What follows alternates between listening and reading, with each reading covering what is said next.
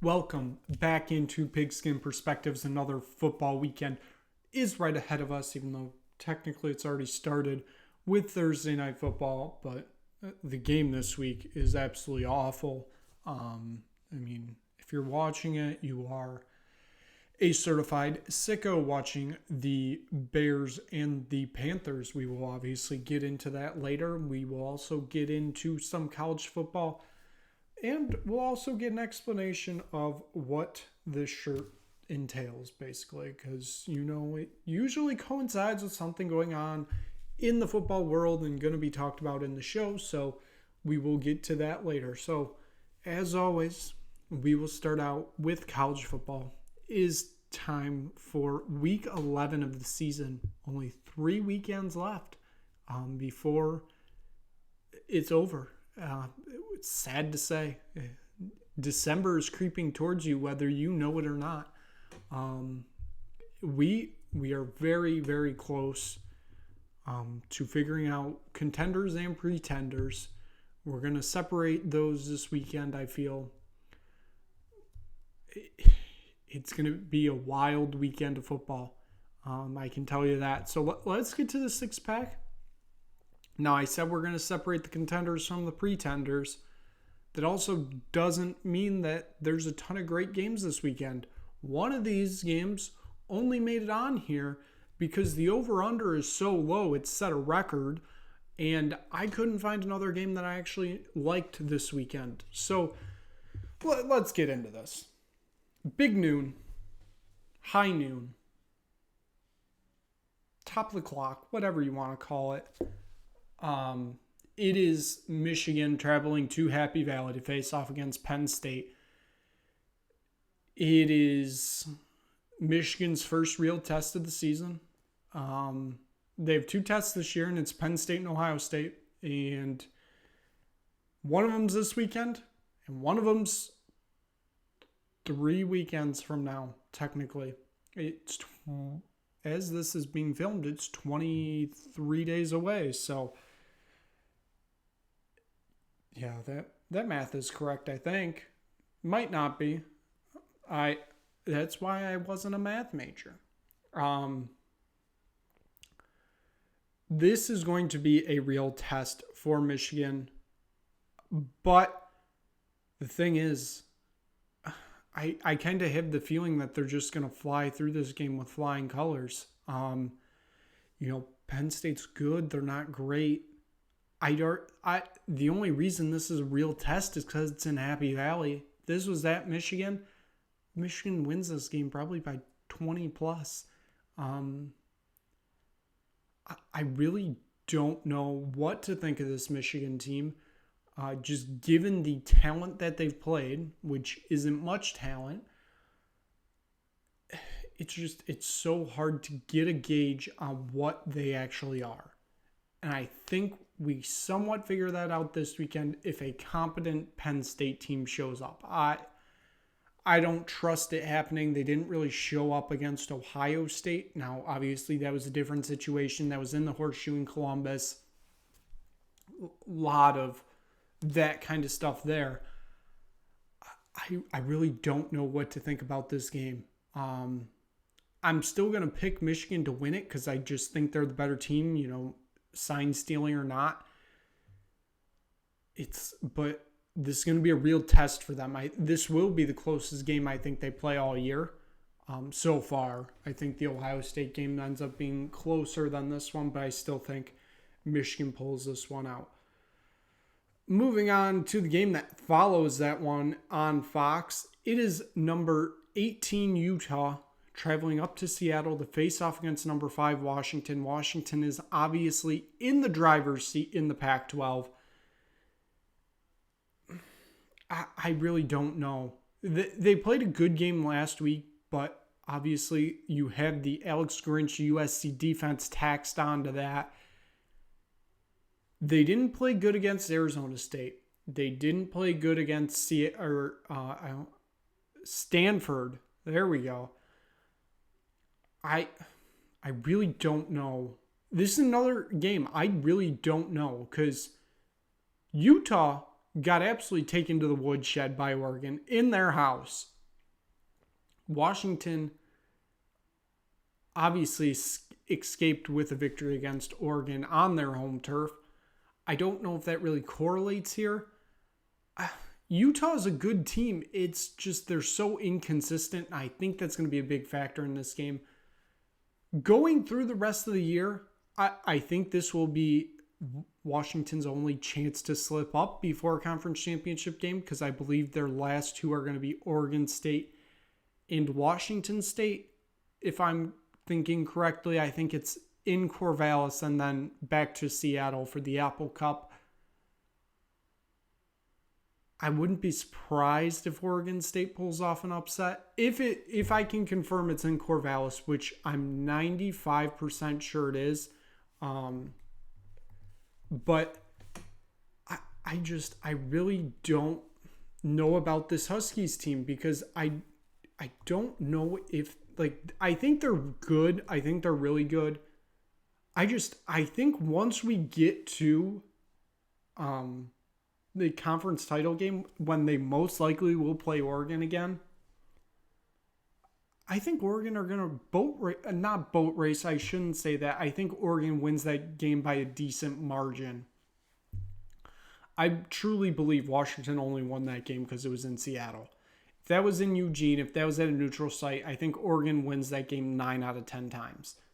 Now, given that, Washington did play a great game in that game, and they've kind of shown that. They really haven't shown that since then. Like I said, they struggled against Arizona State. They struggled against Stanford. Prior to the Oregon game, they struggled against Arizona, which obviously Arizona is a quite good team now. And then they got a track meet with USC, which I think everybody expected. I still think Washington end up winning this game, but if there's a team that's going to give Washington a challenge, it probably will be Utah. But I did confirm it is in Corvallis next week. That's another potential trap game right there for the Washington Huskies. On CBS at the same time, you have number 13 Tennessee facing off against number 14 Missouri. This game's basically deciding who's finishing second in the SEC East, over or under Georgia, I should say. Tennessee still has a game against Georgia coming up. I believe that one is next week. So I don't believe they can theoretically make the title game, but I could be wrong there. If they lose this, I know they're definitely out. This is a true loser leaves town match for any potential tiebreakers that might happen. And if Georgia loses 2 straight or something like that, because we will get to Georgia in a minute. They are kind of on upset-ish alert, I'll put it that way. Given it's in Columbia, Missouri, I'm going to give the advantage here to the home team, the Missouri Tigers, the Tigers. That's an LSU thing. That's not, Mizzou. Mizzou is going to win this game, I believe. We move on to the game that's only on here because the under is so low, it set a record. It is Rutgers going up against number 22 Iowa. The under is currently at 28.5. We have not seen a number like that ever. That's coming off of last week when Iowa traveled to Wrigley to face off against Northwestern. The over-under opened at 29.5. It got up to 31.5. It finished at 17. A very easy under. I think Iowa will win this game. The real question is, does it go over or under the 28.5? And just like almost every other Iowa game this year, I'm going under here because that's just the football they play. That is just their bread and butter, is playing this terrible style of football. Obviously, Brian Ferentz won't be back next year to plague the Iowa fans with that anemic offense. Moving on to the 7 p.m. game, and I did say Georgia is on upset-ish alert this weekend as they are home against number 9 Ole Miss. This feels like Ole Miss's last stand for any shot of a New Year's Six bowl game, any shot of a playoff. They're not making the playoff because they're not making the SEC title game. I heard the argument if they went out, they finish 11-1, don't make the title game, obviously, that they should still be very much in the running for a playoff. No, they shouldn't. Stop talking. You don't know what you're talking about, people that have been saying that. I think Georgia win this game. I'm not going to say handedly because I think Ole Miss can make this a track race. And I don't know if Georgia are fully prepared for that, to be honest.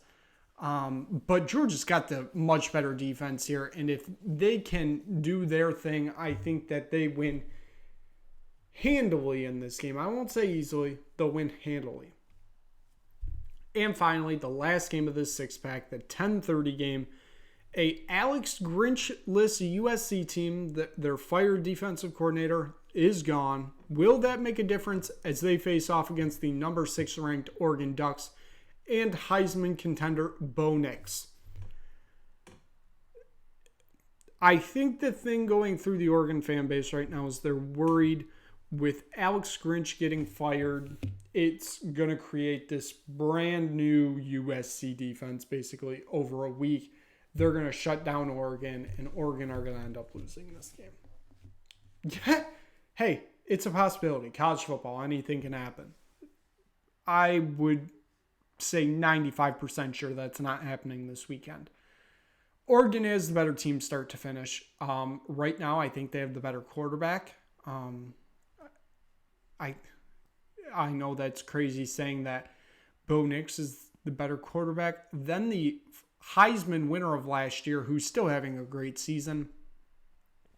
My biggest thing is the weather conditions. It is supposed to be mid-40s, raining, sleeting. USC just played a game in those type of conditions a few weeks ago, and that was against Notre Dame, and they looked dead the whole game. I think Oregon win this one handily.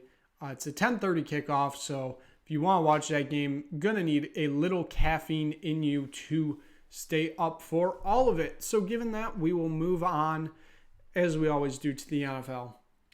We got a Thursday night football game on right now that's absolutely disgusting. It is the Bears, and it is the Panthers. I really got nothing on this game. The Bears own both of these teams' draft picks, so do the Bears want to win here? I don't know.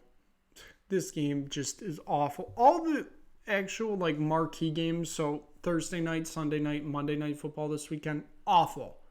The fact that flex was not used on any of them is disgusting. Absolutely disgusting. In the 9:30 window, we're back to Frankfurt for the final NFL Europe game of the season. Don't think there's a Mexico City game this year, so the last international game period of the season is the New England Patriots facing off against the Indianapolis Colts. The Patriots are in free fall. I don't expect them to win this game. Neither should you. Even though the Colts are being led by Gardner Minshew, I still expect them to win this one. The Bengals travel to Houston to take on the feisty Texans. And I know the Bengals have been hot. I know that they've gotten their groove back. They're looking like contenders again. I like the Texans in this one. The Texans are such a fun team to watch that they can make this game very entertaining. And I expect them to do that here. I expect the Texans to at least keep it close. I'm not going to predict full-out victory for them, but I expect them to keep it close because they always like to play entertaining games, and that's what I like about the Texans. The Vikings travel to the Superdome to face off against the Saints. Josh Dobbs going to be starting at quarterback for the Vikings. He led that miraculous comeback last week in the second half after, only being on the team for 5 days and barely even knowing the playbook. I expect him to get another victory here. The Saints are good. They're not great.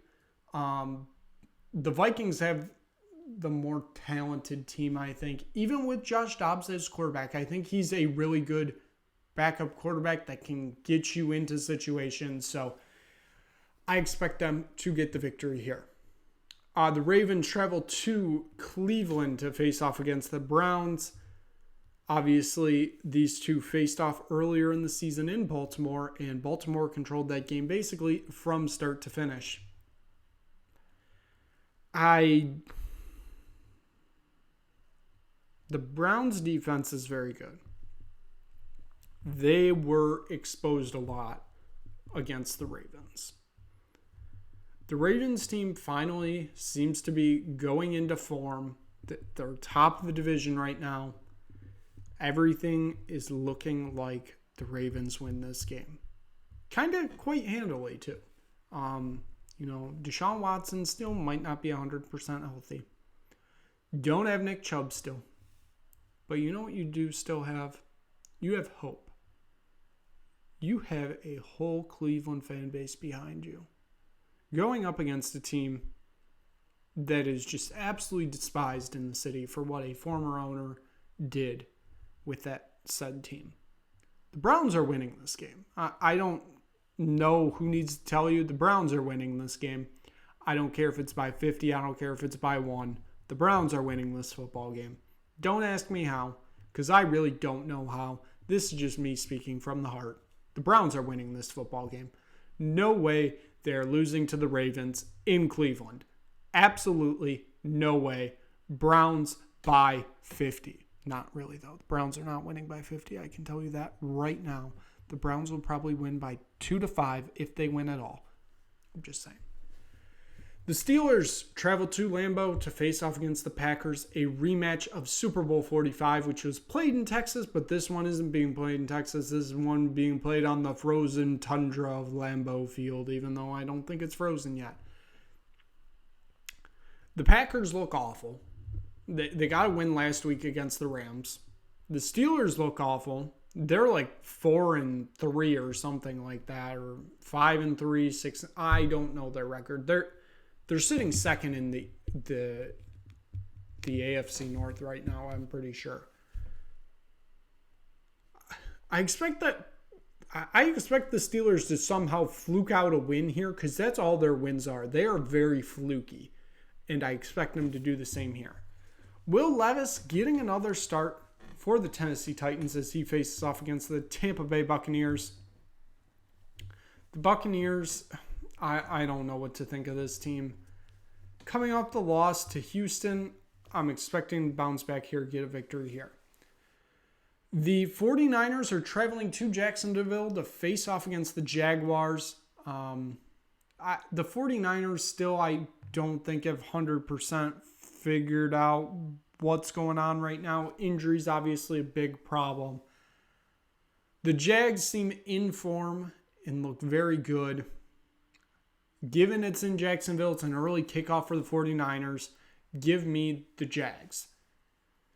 At 4:05, the Lions are traveling to SoFi Stadium to face off against the Los Angeles Chargers. Chargers team that's looking okay right now, basically because they haven't played anybody in the past few weeks, because the Jets aren't good and the Chargers I don't believe are good either, but this feels like a situation where the Lions lose this game like 42-35 on a last-minute touchdown. That's what this really feels like. So they give me the Chargers in this one. The Falcons travel to Arizona to take on the Cardinals, given Kyler Murray is supposedly starting this game. I like the idea that the Cardinals win this one. The Commanders are traveling to Seattle. They're facing off against the Seahawks. Seahawks coming off that just awful loss against the Ravens. Given it's in Seattle, late kickoff for the Commanders, I will take the Seahawks in this one. The people hyped this up as a great rivalry, but, I mean, one of the teams has been awful for the past 10 years, it seems. It's the New York Giants and the Dallas Cowboys. It is Tommy DeVito getting the start for the Giants. Give me the Cowboys because the Giants are absolutely horrific. On Sunday Night Football is the Jets and the Raiders. Why? Why is this on Sunday Night Football? Why? I would have rather watched the Jags and the 49ers. That would have been a great Sunday night game. I don't think Sunday Night Football has been to Jacksonville since 2012, I believe the number is. It may be even earlier than that. I would have rather watched that on Sunday Night Football. Browns-Ravens would have been better on Sunday Night Football. Lions-Chargers would have been better on Sunday Night Football. I don't know why we're getting this. I don't even know who to pick here. I guess give me the Jets. And then finally on Monday night, we have the Broncos and the Bills, two teams. Again, why is this here? I don't know, but give me the Bills because they're the better team, but they're in free fall, and I don't know what to think of them. So given that is not going to wrap up the show. This is where the show usually ends. It's not ending today. I told you. You're getting an explanation on why this shirt's being worn. You know what? It's because the road to the Grey Cup is coming close to a conclusion. You may be saying, what even is the Grey Cup? What are you talking about? The Canadian Football League. We are in the division finals. 4 teams remain in their hunt for their Grey Cup titles. It's all going to culminate next week in Hamilton. Who do you have facing off against each other, you may be asking? Well, on Saturday, 3 p.m. at BMO Field in Toronto, it is the Montreal Alouettes facing off against the Toronto Argonauts. The Argonauts have had one of the most impressive CFL seasons I've ever seen. One of the best in CFL history, I'll give you that. They are a juggernaut coming off of last year's Grey Cup win. Chad Kelly is looking like an outstanding quarterback for the Alouettes, or for the Argonauts, I should say. Cody Fajardo looking like a good quarterback for the Alouettes. It's still Toronto's to lose. They've had the best season, like I said, I think I've ever seen. So give me the Argonauts in this one. This one's on CFL Plus. You may be saying, why would I subscribe to a streaming service to watch football I've probably never heard of? And for 3 games, basically. CFL Plus is free. All you got to do is go to the CFL Plus website.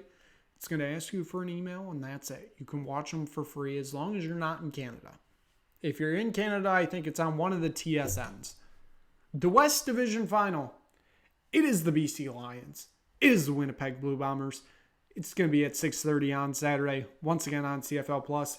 And if you haven't figured it out, this is a vintage BC Lions shirt throwback. Love this logo, even though not a huge fan of the team because I am a owner of the Saskatchewan Roughriders, who did not make the playoffs. This should be very much noted, did not make the playoffs. These two teams have been so much fun to watch this year. Each of the 3 times, I believe, they've played this season, absolute electric factory, all 3 games. The only reason Winnipeg's hosting this game is because they won the tiebreaker against BC like 3 weeks ago. I really want to pick BC in this game because I'm getting tired of Winnipeg. It is 3 straight Grey Cups they've been to. They won a back-to-back 1921. They lost last year in 22 to Toronto. I really want to see BC in this Grey Cup because I think if they go up against Toronto, I think they have a good shot of winning. I really like Vernon Adams Jr. as quarterback for BC, Oregon legend. I just don't see anybody stopping the Blue Bombers, to be honest. Mike O'Shea, the head coach, has figured out a way to get this team to perform at this high level when we get into the playoffs for the past 3 years. I don't see it stopping. That's why I'm reluctantly taking Winnipeg in this one, even though I really want BC to win it. So like I said, this is all going to culminate next week in the 110th Grey Cup in Hamilton. We'll do a full preview of that. Halftime show, I believe, is Green Day. It's going to be on CFL Plus again, so it doesn't really matter. But yeah, so now that is it for this one. Hopefully you enjoyed everything that I brought to you in this episode. If you stumbled across this video, hit like, hit subscribe, tell anybody you know about it. We'll be back on Tuesday to recap all of this, including the CFL playoffs, because all football is amazing. I hope this is another great weekend of football. So hopefully we will see you back here on Tuesday for another episode of Pigskin Perspectives.